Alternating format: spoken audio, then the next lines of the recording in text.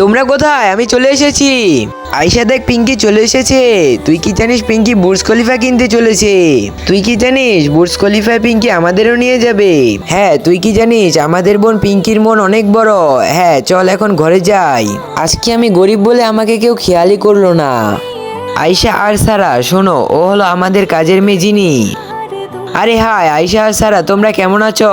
ও তোমাদেরকে তো একটা জিনিস দেখাতেই ভুলে গেলাম। এই দেখো তোমাদের জন্য সোনার চুড়ি নিয়ে এসেছি। চুড়িগুলো কেমন লাগলো? আরে তুই তো আজকে আমার মুডটাই ভালো করে দিলি।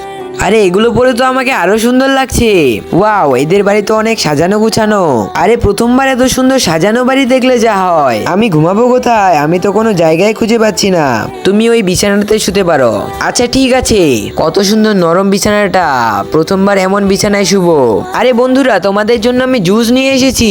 আরে এটা তো খেতে খুব মজা। ওটা তোমাকে খেতে কে বলেছে? এটা তো আমার সামনে ছিল তাই আমি খাচ্ছিলাম। তোমার সামনে যা থাকবে তাই কি তুমি খাবে? না, আমার ভুল হয়ে গেছে, সরি।